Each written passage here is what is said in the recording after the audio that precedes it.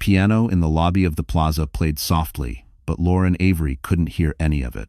Her hands trembled around the small velvet box in her purse, the one holding the ultrasound photo she planned to show her husband tonight. She had spent the entire subway ride rehearsing how she would tell Brandon they were finally expecting. After years of begging him to start a family, she believed this moment would heal everything between them. She believed he would smile.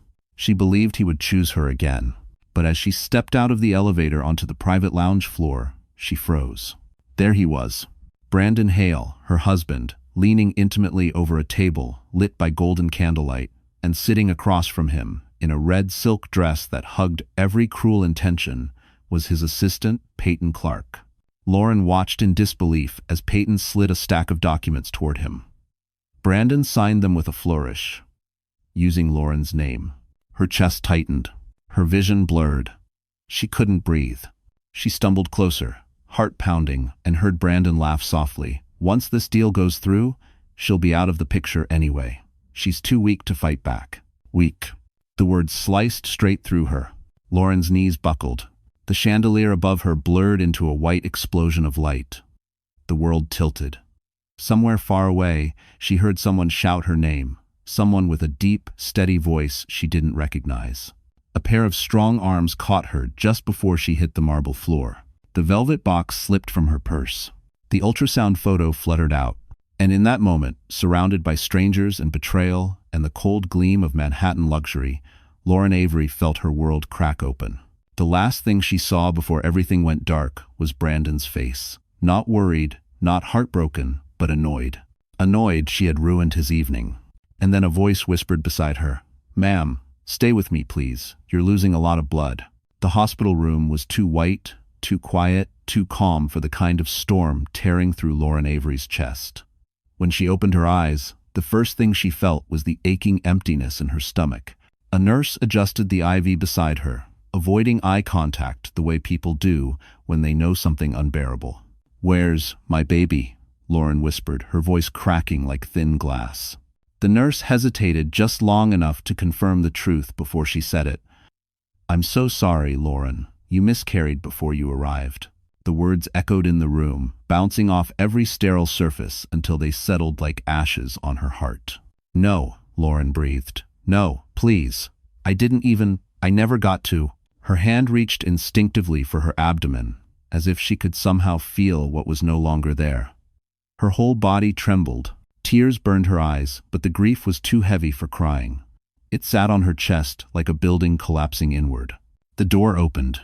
Brandon stood there in his pressed suit, not even out of breath. He hadn't rushed. He hadn't panicked. He hadn't cared. "You scared everyone last night," he said, voice flat. "Collapsing like that was dramatic, even for you." Lauren stared at him, searching for a shred of humanity. A flicker of pain, regret, anything. "There was bleeding," she whispered. "I lost the baby." Brandon sighed, rubbing his temples. "Lauren, we talked about this. Stress isn't good for pregnancy. You should have taken better care of yourself." It wasn't just the cruelty of the words. It was the ease with which he said them, like blaming her was simply housekeeping, clearing his conscience with a broom. Her voice shook.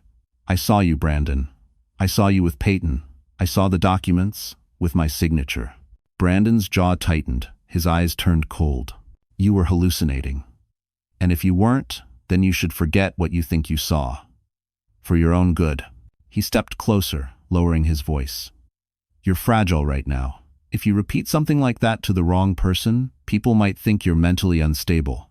Lauren felt the room tilt again, not from fainting this time, but from horror. He wasn't grieving. He wasn't comforting. He was calculating. "For now," Brandon added, slipping his phone back into his pocket, "let's just focus on getting you discharged. There's a lot to clean up." Clean up. He meant her grief, her trauma, her baby. And that's when Lauren realized something bone-deep and terrifying.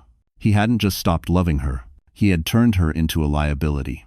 And liabilities, Brandon always found a way to eliminate. Lauren was discharged from the hospital 2 days later, moving like a ghost drifting through her own life.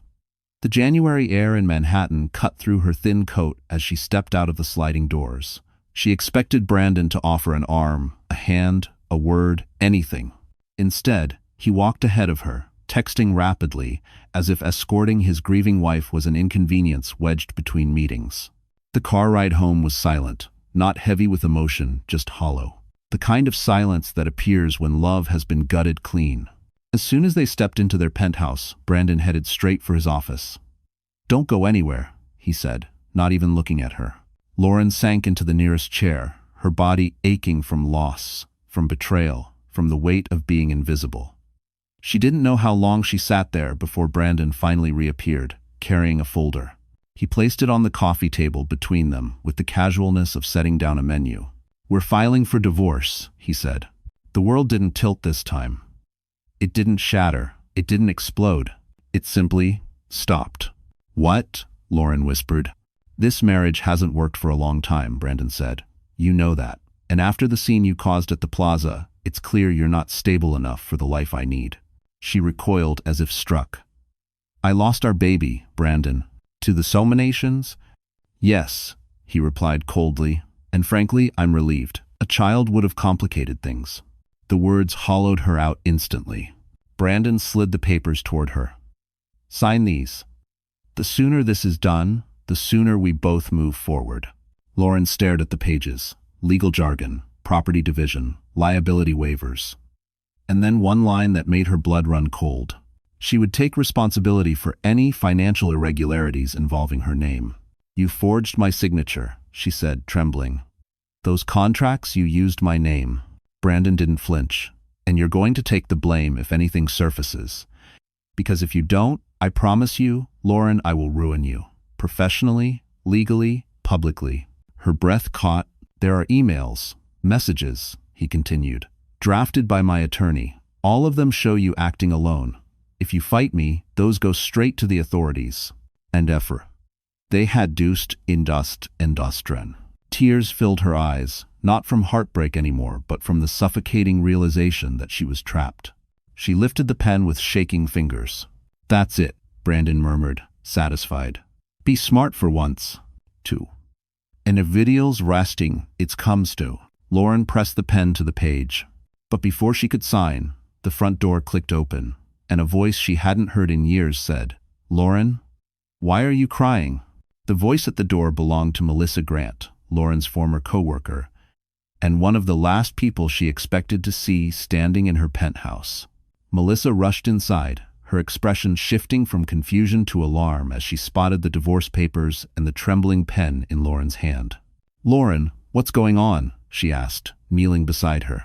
Before Lauren could speak, Brandon stepped forward with a polished smile that never reached his eyes. "Perfect timing, Mel. We're just finalizing things." "Finalizing what?" Melissa demanded. "Our divorce," Brandon replied coolly. Lauren agreed. Melissa looked at Lauren, whose lips parted but no sound escaped. Brandon took that silence as permission. She understands it's the best choice, especially after the incident. End quote. Melissa's eyes widened. Incident? She miscarried, Brandon. She almost died. Brandon shrugged, dismissive. Emotions are high. It's better if she has space. Melissa stood, fury shaking her voice. "You're unbelievable." Brandon's expression hardened. "This is a private matter. And unless Lauren invited you—" "I did," Lauren whispered suddenly, surprising even herself. Melissa squeezed her hand. "Then I'm not leaving." For the first time in hours, Lauren felt a small flicker of safety. But it extinguished instantly when Brandon dropped the final blow. "Actually, you are leaving," he said, not to Melissa, but to Lauren. "Effective today, this penthouse is no longer your residence." Lauren blinked. "What?" Brandon handed her a manila envelope. "You'll find everything inside. You have until tonight to vacate. Consider it a courtesy." Melissa ripped the envelope open and gasped. "You're kicking her out with nothing? No savings? No access to accounts?" "Her instability makes her unfit to manage shared finances," Brandon said smoothly. "I've frozen all cards linked to my assets. She'll get a settlement once the divorce is processed." "Months from now," Melissa shot back. Brandon didn't deny it. Lauren felt the room spin. The penthouse she had decorated, the life she had built, the marriage she had sacrificed everything for gone in the space of one cruel conversation. Melissa grabbed her shoulders. "Lauren, you're coming with me, pack what you can. Brandon gave a mocking bow. Do hurry, I have guests arriving. Hours later, Lauren sat in the back of a taxi beside a suitcase that held the pieces of her old life. The city lights smeared past the window, cold and indifferent. Her phone buzzed. An unknown number. She almost ignored it until she saw the message. I know what Brandon did. And I have proof. Lauren's breath caught. Then another message appeared. Meet me tomorrow, before he destroys you completely. Lauren barely slept that night. She lay on the narrow pull-out couch in Melissa's small Queens apartment, staring at the ceiling as traffic hummed outside. Every time she closed her eyes, the image returned Brandon's pen signing her name. The ultrasound photo slipping from her purse, the cold finality in his voice as he kicked her out. Grief was a weight. But fear was a blade. By morning, she still hadn't opened the message's attachment. Melissa set a coffee beside her. You okay? Lauren shook her head. Someone texted me last night, said they have proof of what Brandon did. Lauren, Melissa said gently, that could be dangerous. I know, she swallowed, but it could also save me. Her hands trembled as she clicked the email open. Inside was a single file labeled HR, Contract Internal, Use Only. She tapped it. A scanned document appeared. Her heart skidded. It was the same secret contract Peyton had handed Brandon at the plaza. Except this copy had something the one on the table didn't. A timestamp, a digital trail, and photos of Brandon signing Lauren's name on multiple documents across several months. Melissa leaned closer. Lauren, this is huge. It proves he forged everything. Lauren's pulse raced. But who sent it? And why now? Before they could process the implications, another email arrived from an anonymous sender again. Open your front door. Lauren froze. How did they know where I am? Melissa grabbed her arm. Lauren, don't. A sharp knock echoed through the apartment. 3 knocks. Slow, deliberate. Melissa whispered, call 911. But something inside Lauren, instinct, desperation, maybe destiny, pushed her forward. She approached the door, fear crawling up her spine. She opened it a fraction. A man in a charcoal suit stood there, holding a sealed envelope. He wasn't threatening. If anything, he looked urgent. His expression softened when he saw her, almost as if he recognized the pain on her face. Miss Avery? He asked quietly. I was instructed to deliver this to you. By who? Melissa demanded from behind. The man hesitated. Someone who believes you're in danger. Lauren's breath caught as she accepted the envelope. Inside was a single typed message. He knows you have the file. Leave the apartment now. A cold wave rolled through her body. Melissa's voice shook. Lauren, what is it? Lauren looked up, her heart pounding so hard she could barely speak. Brandon knows, she whispered, and he's coming. Lauren and Melissa didn't waste a second. Within minutes, they grabbed Lauren's suitcase, laptop, and the envelope of damning documents. Melissa ordered a rideshare, but the app froze repeatedly. Lauren's pulse hammered. He's blocking our account, Melissa whispered. Brandon's trying to trap us. They fled down the narrow stairwell of the apartment building instead of using the elevator. Lauren felt every bruise from the hospital, every ounce of heartbreak slowing her steps. She clutched the flash drive with the file, her only protection now. When they reached the street, the winter wind sliced through her clothes. Melissa tried waving down a cab, but every car was taken. Lauren's breath clouded in the cold. We need to get somewhere safe, Melissa said. A police station, maybe. No, Lauren choked. If Brandon's already planted fake evidence, they'll think I'm the guilty one. Melissa didn't argue. She simply squeezed Lauren's hand tighter. Then a sleek black Mercedes S-Class rolled to the curb beside them, engine humming low. The tinted window lowered, and for the second time in Lauren's life, she looked into the eyes of the man who had once carried her bleeding body through the lobby of the plaza. Cole Maddox. He didn't smile. He didn't soften. He simply said, "Get in, both of you." Melissa stepped in front of Lauren. "Absolutely not. Who the hell are you?" Cole's jaw flexed. "The person who's been trying to keep her alive long enough to fight back." Lauren froze. "You're the one sending the messages." End quote. "Yes," he said, meeting her gaze. "And if you stay out here, Brandon's people are going to find you." "How do you know that?" Melissa demanded. Cole exhaled sharply. "Because I've dealt with Brandon before, and he's more dangerous than you think." A black SUV turned the corner too fast. Its windows were tinted, identical to the cars Brandon used for company errands. Melissa saw it first. "Lauren," she whispered, "we don't have time. Beijing capta. Informord." The SUV slowed, creeping toward them like a predator choosing its angle. Cole opened the door wider. "Lauren, now." Lauren hesitated only a second before sliding into the back seat. Melissa followed, slamming the door shut behind them. Cole hit the accelerator.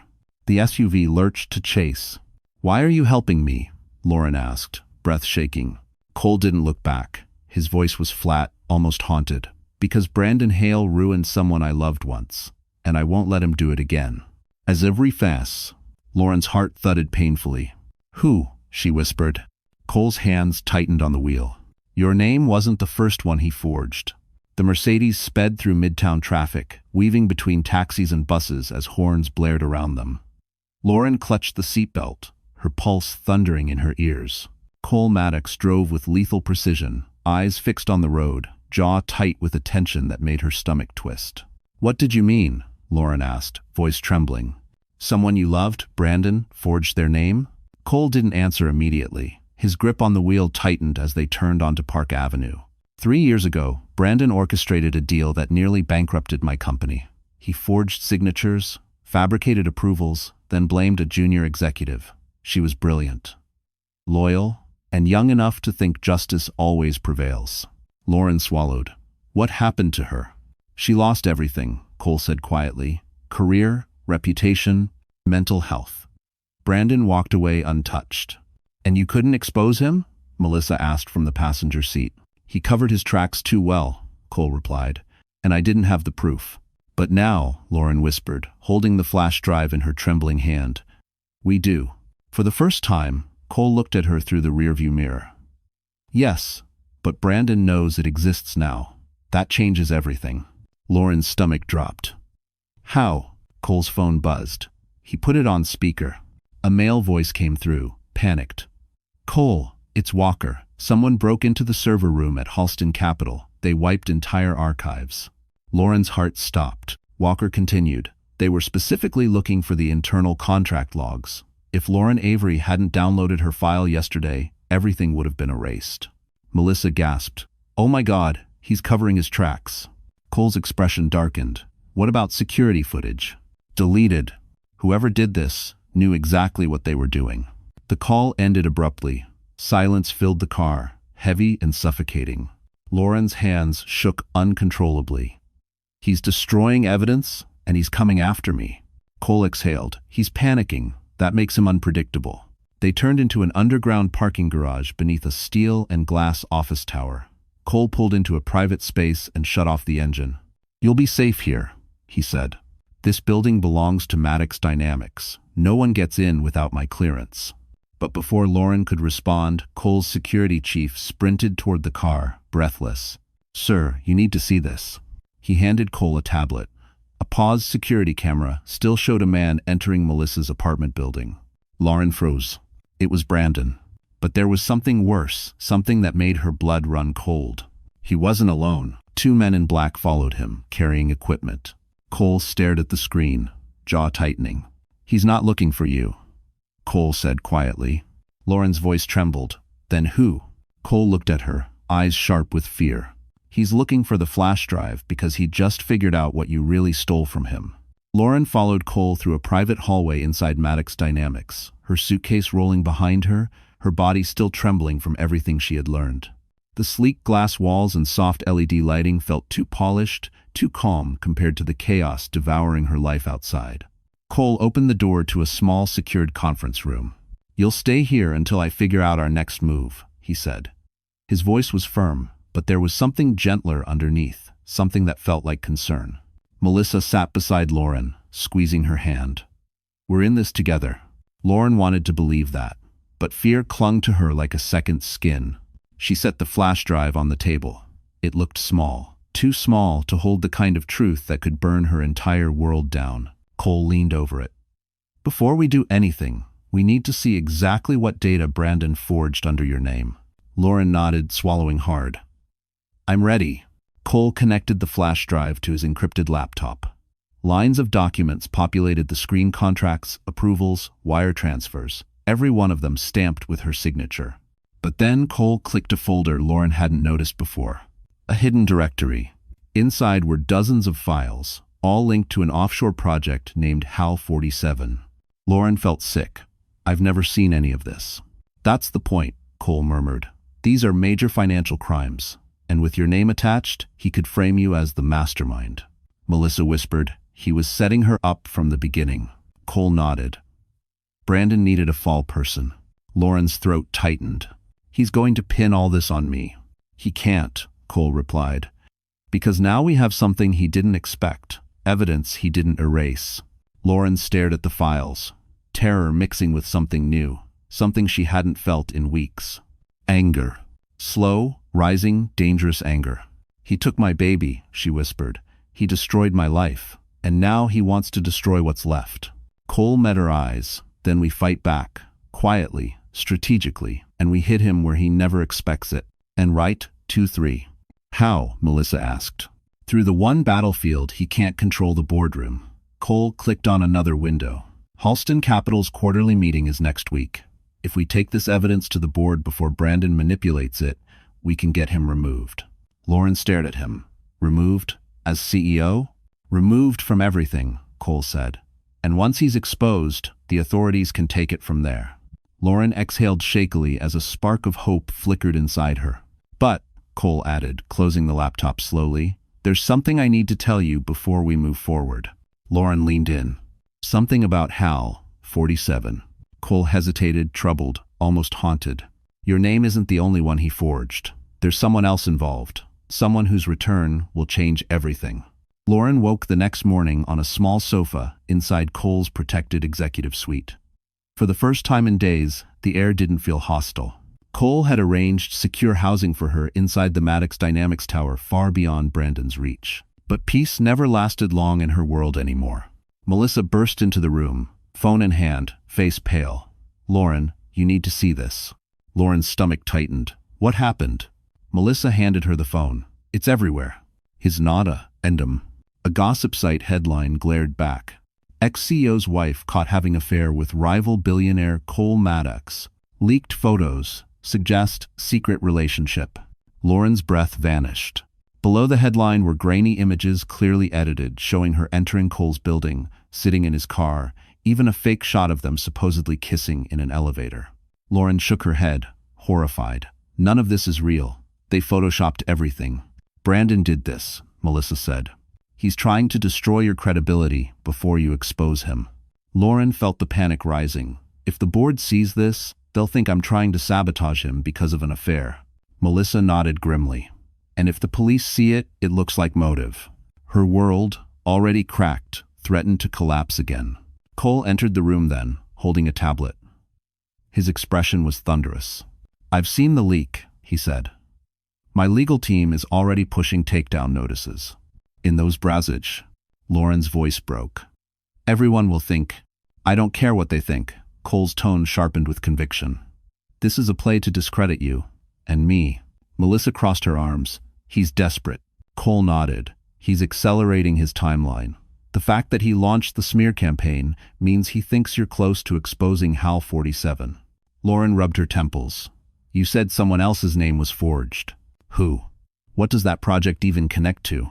Cole hesitated, as if weighing whether the truth was too heavy to put on her already bleeding shoulders. Before he could answer, his phone buzzed again. A notification lit the screen with a new headline.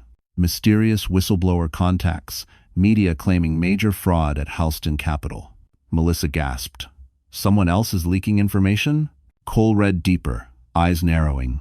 "It's anonymous, but the details, they're specific, very specific.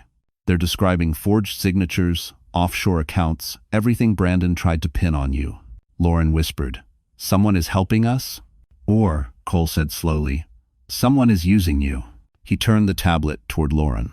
The article referenced confidential internal memos Lauren had never seen, never touched, yet all of them carried her digital signature. Lauren felt the blood drain from her face. "He's framing me again." Cole's expression hardened. "No, this is worse. Someone is pretending to be your ally to expose Brandon, while making it look like you're the mastermind. Lauren staggered back. If the authorities believe this, Melissa said, you'll be the prime suspect. Cole looked at Lauren, voice low and grim. Whoever the whistleblower is, they want Brandon destroyed, but they want you destroyed with him. By noon, the fabricated scandal had spread across every major business forum in Manhattan. Investors whispered.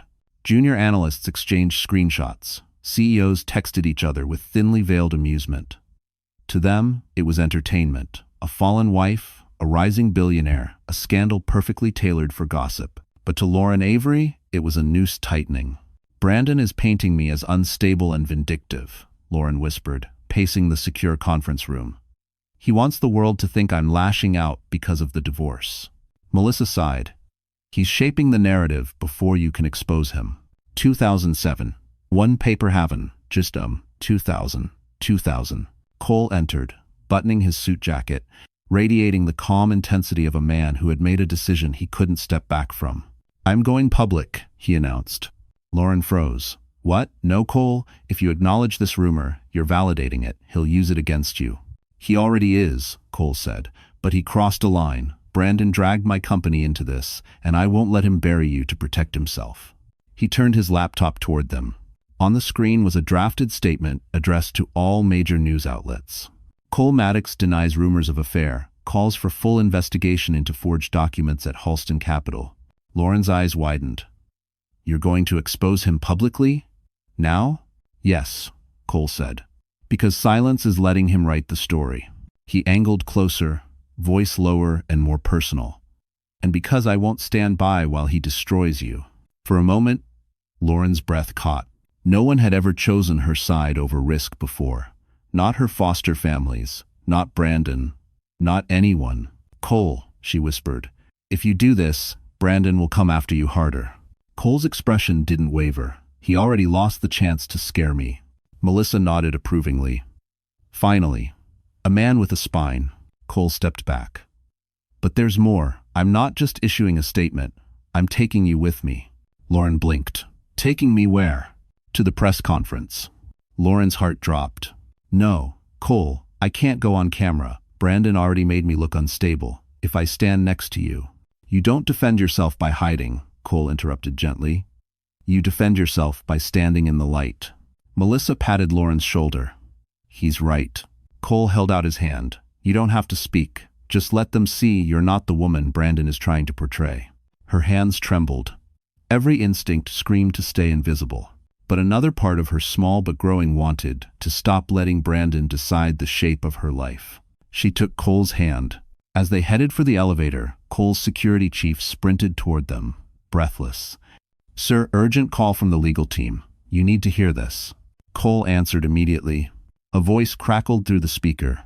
Cole, the whistleblower just contacted Brandon's people directly. They're framing Lauren. She has an arrest warrant pending. Lauren's knees buckled. Cole caught her arm. And the voice on the phone added, You have 30 minutes before the police arrive. Lauren felt the blood drain from her face as Cole ended the call. An arrest warrant. For her. It was happening. Brandon was tightening the trap he'd been building for months. Cole steadied her by the shoulders. Lauren, look at me. We're not going to let them take you. Melissa stood between them, fierce as ever. We need a plan. Now. Cole turned to his security chief. Evans, secure the exits. No police, no reporters, no one enters this floor without my clearance. Evans nodded and sprinted off. Lauren pressed a shaking hand to her forehead. How did this escalate so fast? Cole exhaled sharply. Because the whistleblower is feeding information to both media outlets and Brandon. They're painting you as the mastermind of HAL 47. Someone wants you burned from every angle. But why? Melissa asked. Who would hate Lauren enough to do that? Cole hesitated. Maybe it isn't about hate. Maybe it's about leverage. With Brandon drowning in scandal, someone else could be vying for control of Halston Capital. Lauren swallowed. A corporate coup. Exactly, Cole said. And you are their perfect scapegoat. Before she could respond, Cole's tablet buzzed. A new notification flashed. Breaking. Former CEO's wife linked to million-dollar offshore fraud. Sources claim she acted alone. Lauren stumbled backward. Acted alone? They're isolating me. Cole clenched his jaw. Not if I take control of the narrative first. What are you talking about? Melissa asked. Cole tapped a file on his screen. If I publicly disclose the evidence of Brandon's forged signatures, it forces the board and the authorities to redirect scrutiny onto him. It buys us time. But won't that pull you deeper into this mess? Lauren whispered.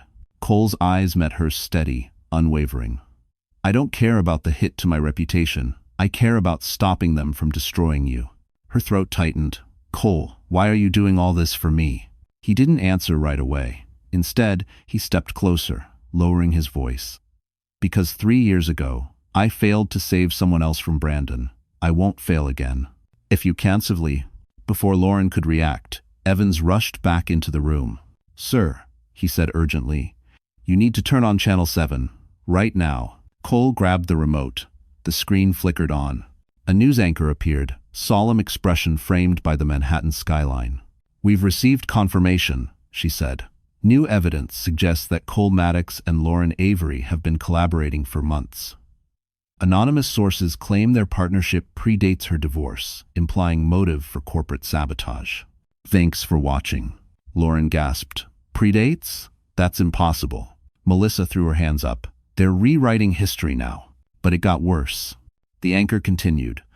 Authorities are now investigating whether Maddox Dynamics financially supported Lauren Avery during the alleged fraud. Cole's entire body stilled. They're coming after me too, he murmured. Then the anchor delivered the final blow. Police units have been dispatched to Maddox Dynamics headquarters for questioning.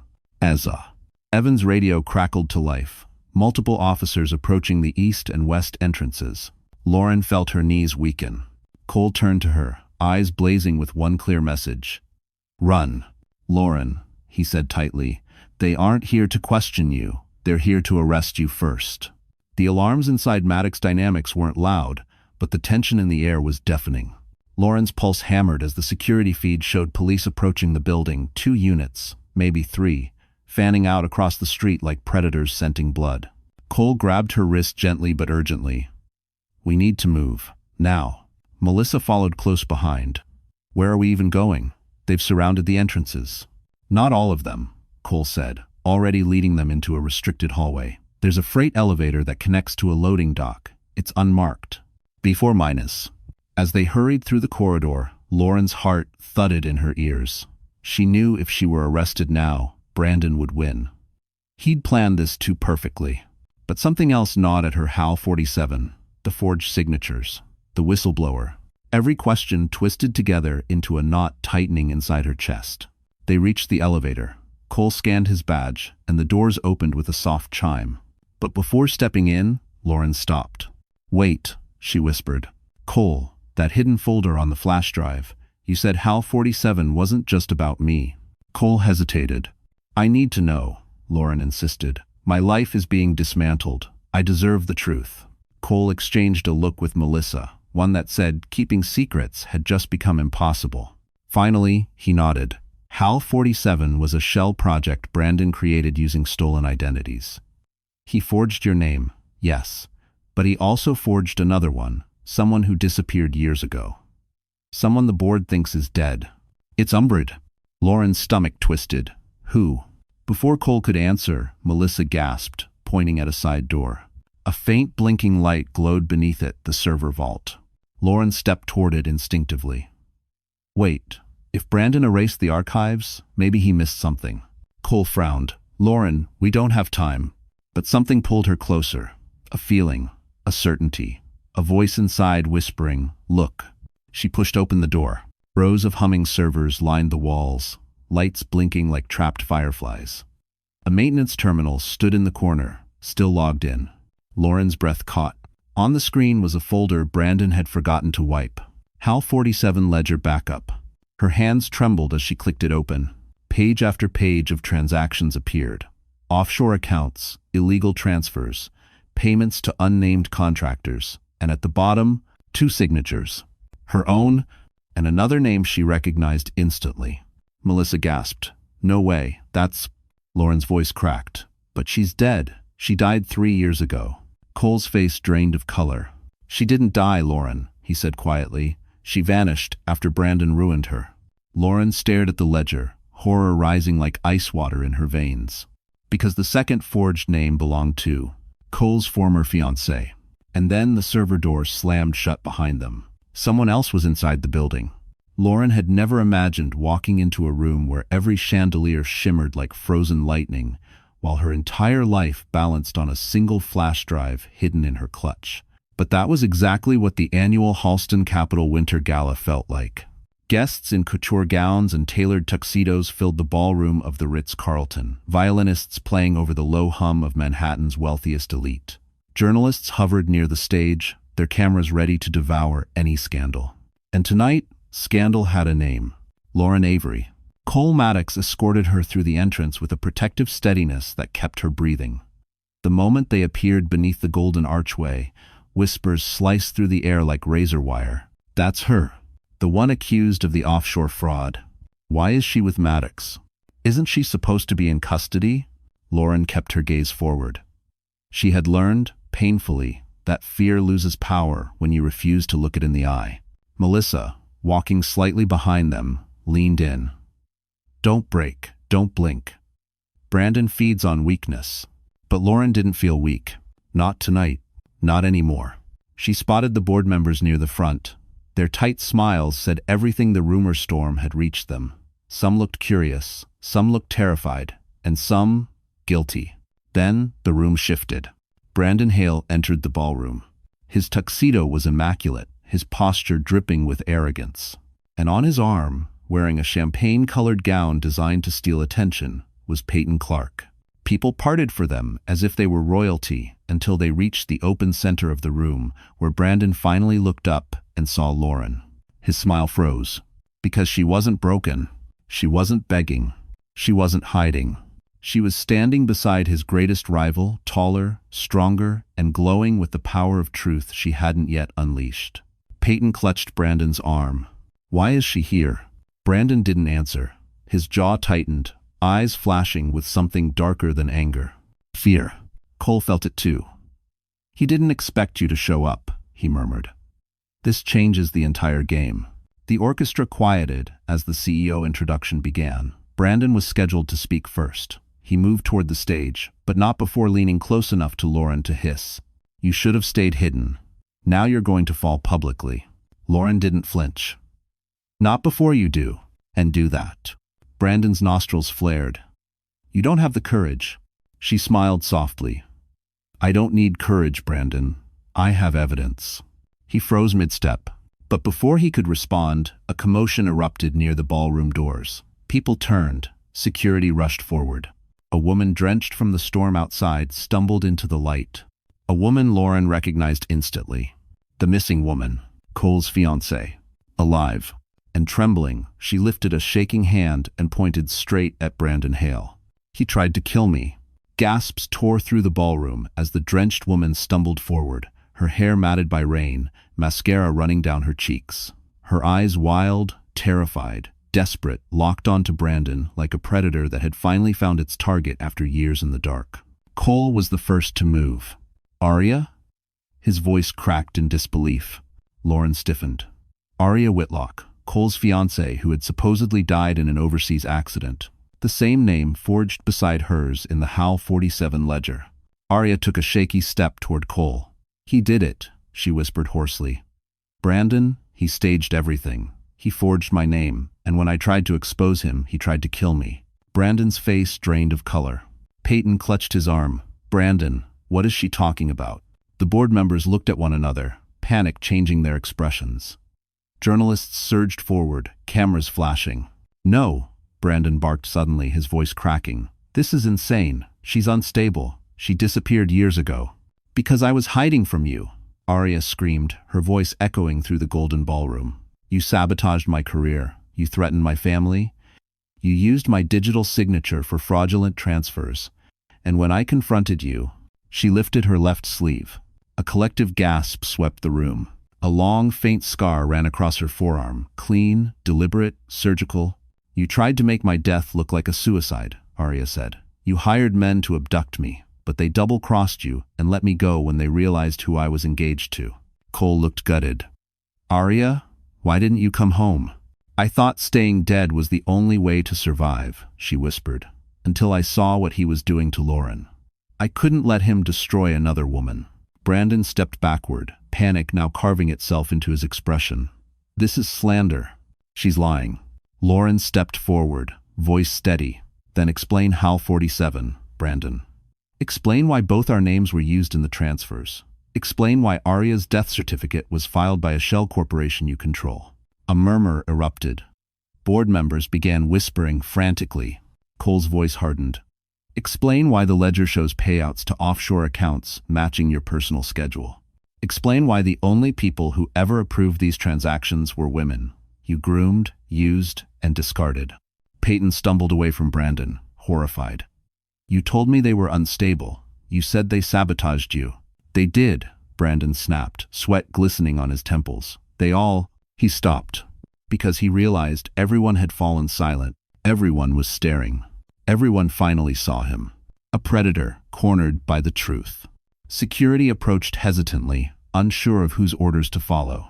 But before they could take a step, one of the board members raised a trembling hand.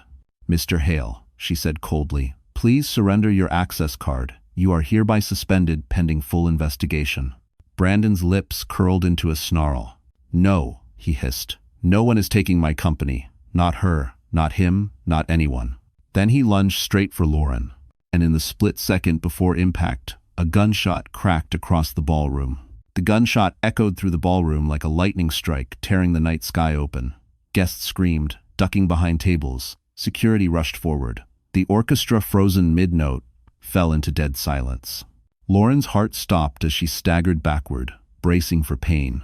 But she wasn't the one hit. Cole stood in front of her, his arm raised. The bullet lodged in the marble pillar behind him. He had pulled her out of the way in the last split second. Are you hurt? He asked, breathless. Lauren shook her head, stunned. You saved me. Again. Brandon, wild-eyed and desperate, held the smoking gun with trembling hands. It wasn't supposed to be like this, he shouted. She was supposed to disappear quietly, not ruin my life. Security began to close in, but Brandon spun, pointing the gun at Cole now.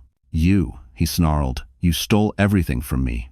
Deals, clients, now my board. You've been poisoning them against me for years. Cole stepped protectively in front of Lauren. Put the gun down, Brandon. Shut up, Brandon roared. You took Arya from me too. Cole stiffened. You framed her, he said coldly. You destroyed her. No, Brandon yelled. She chose you. She always chose you. They all did. Lauren did. Peyton will. Everyone picks you. The perfect billionaire. The hero. While I get scraps. Lauren felt sick. Brandon wasn't just corrupt, he was spiraling, unraveling into madness right before the city's elite. Arya stepped forward, voice trembling. Brandon, stop, please. This isn't you. Yes, it is, Brandon screamed. This is who I've always been. And you, he pointed the gun at Arya. You should have stayed dead. The room erupted into chaos again. Brandon, enough, Cole barked. You're only making things worse. Brandon laughed a sharp, unhinged sound. Worse? This is nothing. If I'm going down, I'm taking all of you with me. Then he reached into his jacket with his free hand and tossed something onto the polished floor. A flash drive. Lauren's stomach twisted. It wasn't hers. Brandon smirked. That contains every coincidence linking Lauren and Cole for the past 6 months. Financial trails, emails, leaked documents. Enough to convict both of them. What are you talking about? Lauren cried. Those are fake. Doesn't matter, Brandon whispered. They'll believe it. Especially since the whistleblower sent the same data to federal investigators tonight. Cole's jaw tightened. You forged evidence against me? Brandon grinned. Oh, Cole, I didn't forge all of it. You should be more careful about the people you trust. Cole froze. What does that mean? Brandon's eyes gleamed with triumph. It means the whistleblower isn't working against you. He glanced at the ballroom entrance. She's working with me. End quote. The ballroom fell into a suffocating silence. Brandon's words hung in the air like poison, spreading fast, sinking deep. Lauren felt her chest tighten as she scanned the crowd, searching for the traitor he claimed was helping him. Melissa whispered, He's bluffing. He has to be. But the fear in Cole's eyes said otherwise. Brandon took a step back, gun still trembling in his hand. "Come on out," he taunted. "You wanted a stage. Here it is." The ballroom doors creaked. High heels clicked across the marble. Peyton Clark stepped forward, her champagne gown shimmering under the chandelier, mascara streaked from tears.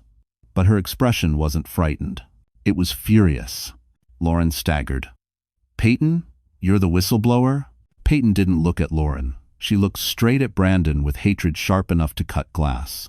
"You promised me everything," Peyton snarled. "You said once Lauren was gone and you were cleared, we'd run Halston together. You said Cole would crumble. You said we'd be untouchable." Brandon stiffened. "Peyton, stop. Not here." "Oh, I'll stop when you stop ruining every woman stupid enough to trust you." Peyton laughed bitterly. "I figured out what you did to Arya. And then Lauren. And then me. I was never your partner. I was your next fall girl." Lauren felt the room spin. Peyton wasn't on Brandon's team. She was turning against him. Peyton stepped closer, fire blazing in her eyes. "I leaked evidence to the media, but Brandon twisted it, turned it against Lauren, used it to frame Cole. He stole access to my laptop, my accounts, everything." Brandon snapped. "You were supposed to be smarter than this. And you were supposed to be a man, not a parasite," Peyton shot back. The board members exchanged horrified looks. Whispers erupted across the room. Cole stepped forward. "Then who sent the arrest warrant data?" Peyton shook her head. "Not me. That wasn't me at all. Someone else is feeding him intel." Lauren blinked. "Someone else?" Peyton pointed at Brandon, then at the balcony above the ballroom. "He has a second accomplice. Someone inside Halston, someone senior." The entire room turned toward the balcony, just as another figure emerged from the shadows. A woman in a sleek black dress. One, Lauren recognized instantly. Victoria Langford, senior vice president. Brandon's longtime mentor. And the woman who had always smiled too widely at Lauren, while never meeting her eyes. Victoria descended the stairs slowly, clapping once. "Well done, Brandon," she said with a chilling smile. "But you've lost control of the narrative." Brandon's face twisted in disbelief. "Victoria, you were supposed to leak the final report." "I did," she said coldly, "but not for you." Lauren stared, breathless. "Then who?" Victoria's gaze locked on her. "I leaked it for her." She pointed straight at Lauren. "Because you're not the woman Brandon thinks you are, and it's time he found out." The ballroom felt suspended in time. Every guest, journalist, board member, and security guard stood frozen as Victoria Langford's words echoed through the air. "I leaked it for her," she repeated, chin lifted, eyes sharp. "Because Lauren Avery was never Brandon's victim. She was his key." Lauren stiffened. "His key?" Victoria nodded slowly. "Your name wasn't forged randomly. Brandon chose you years before you even met him." Cole turned sharply. "What are you talking about?" Victoria stepped forward, heels clicking with deliberate calm. Brandon targeted Lauren the moment she joined Halston Capital. Her background, her lack of family ties, her financial vulnerability, she was perfect for a long-term fraud operation. Invisible enough to manipulate, smart enough to sign anything he put in front of her without suspecting his motives. "Thanks for watching." Lauren felt something collapse inside her. "So, my marriage was never real." Victoria's expression softened for the first time. "He didn't marry you for love, Lauren. He married you to use you. The pregnancy, your grief, all of it was collateral damage." Cole clenched his fists, fury burning through him. "Why tell us now?" Victoria exhaled. "Because I couldn't watch him destroy another woman, and because Arya's survival changed everything." Arya, still trembling, stepped closer. "Victoria helped hide me after Brandon tried to kill me. She risked everything." Lauren felt dizzy, the truth spiraling around her like a storm. Victoria looked at Cole next. "You should tell her." Cole's eyes widened.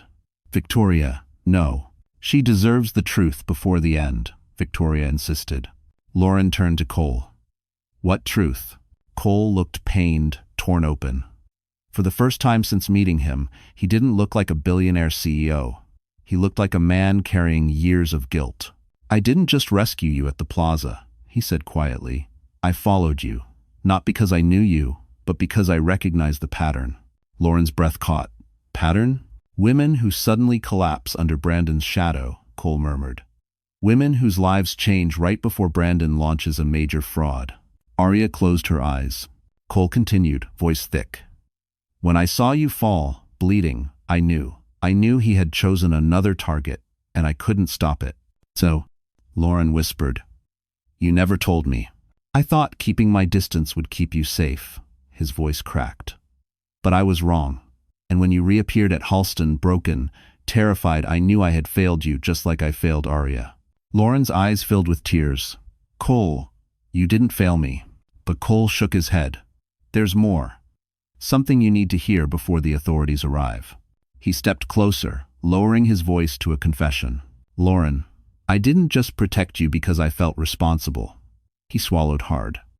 I protected you because somewhere along the way, a crash thundered from the far end of the ballroom.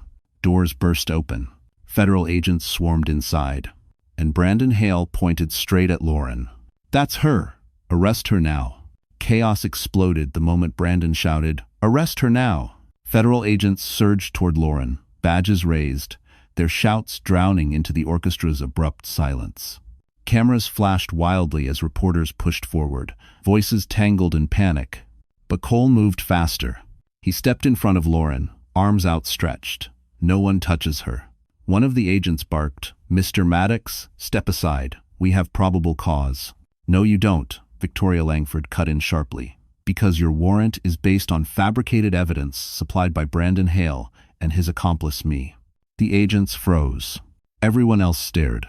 Victoria continued, and I am officially withdrawing every statement I made under coercion. Brandon forged documents and manipulated internal reports. I'm ready to testify. Lauren's eyes widened. Victoria, once Brandon's greatest ally, was dismantling him piece by piece. Arya added, I'll testify too. He staged my death. The ballroom erupted in gasps. Agents exchanged looks. Federal protocol changed instantly. Suddenly, Lauren wasn't the target Brandon was. Detain Brandon Hale for questioning, the lead agent ordered. Brandon lunged backward, wild, cornered. No, they're lying. Agents closed in. Peyton stepped aside, expression cold. I'm done protecting you. The room swallowed Brandon's rage as agents forced him to the ground. Lauren exhaled shakily. Her body trembled as if years of fear were trembling out of her, leaving her hollow but free. Cole turned to her, searching her face. Are you all right? She nodded, tears filling her eyes. I am now. They were escorted out a side entrance, the noise fading behind them as they stepped into the crisp Manhattan night. The wind was cold, but the city lights glowed warm gold, steady, alive. On the rooftop terrace of the Ritz, overlooking the skyline, Cole led her to the railing. I never finished what I was going to tell you. Lauren laughed softly, breath still shaky. Cole, now? After all that? Yes. He stepped closer. Because life doesn't pause until the danger ends, and because you deserve a moment that belongs only to you. Her heart fluttered. You said you didn't just protect me out of guilt, she whispered. What did you mean? Cole took her hands. His voice was low, earnest. Lauren, somewhere between watching you fight for your life and watching you reclaim it, I fell in love with you. Lauren felt the world tilt, but not from fear, from something warmer, steadier. Cole continued. And if the timing is wrong, if it's too soon, if you need space, I'll wait. But I want you to know, I see your strength, your fire, your courage. I don't love you because you survived. I love you because of who you are. Tears slipped down her cheeks. And Lauren, he said gently, I want a future with you, if you'll have one with me. He reached into his pocket. A small velvet box emerged under the city lights. Her breath caught, but before she could answer, the terrace door slammed open. An agent rushed out, breathless. Lauren, there's been a development. Brandon escaped custody. Lauren's breath caught as the agent delivered the news. Brandon escaped custody. Cole moved instantly, stepping in front of her. How? The agent shook his head. He slipped out during transport. We believe he had outside help. Melissa, who had joined them on the terrace moments earlier, whispered, Of course he did. A man like Brandon always has someone left to manipulate. Lauren wasn't afraid anymore. Not the way she used to be. She was exhausted, furious, and ready to end this. What does he want now? Cole answered quietly, control. And he's losing every ounce of it. They re-entered the Ritz-Carlton ballroom, where agents, board members, and guests swirled in confusion. But one person wasn't confused at all. Victoria Langford stood beside Arya, speaking urgently to federal investigators. When she saw Lauren, her expression softened. "You won," Victoria said. "He's cornered. He's dangerous. But he's out of moves." Arya nodded shakily. Brandon built his whole empire on lies. Now every lie is unraveling. A loud crash boomed from the far side of the ballroom. Everyone spun. Brandon Hale stood there disheveled, wild-eyed, tie torn, hair soaked from rain. 2 unconscious security guards lay behind him. Guests screamed. Agents drew weapons. "Everyone stop," Brandon roared, holding a broken champagne bottle like a blade. "Nobody moves unless you want the board of this company swimming in their own blood." Chaos froze. Brandon's gaze swept the room until it landed on Lauren. "You," he growled. "Everything was fine until you. You ruined my plans, my company, my future." Lauren stepped forward before anyone could stop her. "No, Brandon, you ruined your own future. You used people. You lied. You forged signatures. You destroyed lives." 2. End quote. Brandon shook with rage. "I made you. You were nothing before me." Lauren lifted her chin. "And I'm more than you ever deserved." Brandon lunged toward her. Cole shoved in front, but Brandon swung the bottle wildly, cutting Cole's arm. Lauren cried out, but Cole barely reacted. His eyes were locked on Brandon with a calm, lethal resolve. Federal agents closed in. "You can't outrun this," Cole said. "Your own board voted you out. Every document you forged has been recovered. Every person you hurt is alive to testify." Brandon laughed, a broken, manic sound. "Then I'll take you down with me." He grabbed a metal candelabra, ready to strike. But before he could swing, Peyton stepped behind him and whispered, "I should have done this months ago." She shoved him hard. Brandon stumbled backward, arms flailing, straight through the balcony railing. Gasps ripped through the room as he plunged. Agents rushed to the edge. Lauren clutched Cole's arm, shaking. One agent shouted, "He's alive. We need medics." But then he stopped. Tension rippled through the ballroom. "He's alive," the agent repeated, "but he's asking for Lauren."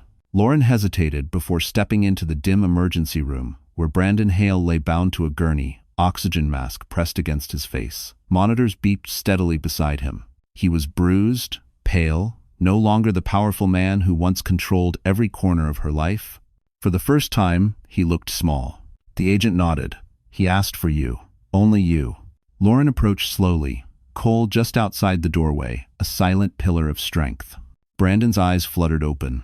He looked at her not with anger, not with arrogance, but with something hollow. "You won," he rasped. Lauren shook her head. "There was nothing to win. You destroyed yourself." A bitter laugh rattled in his chest. "You were supposed to be the easy one, the disposable one." Lauren's voice remained calm. "And yet here we are. You alone, and me, free." Brandon swallowed hard. "I didn't mean for the baby." Lauren stepped closer, voice steel. "Stop. You don't get forgiveness. Not from me."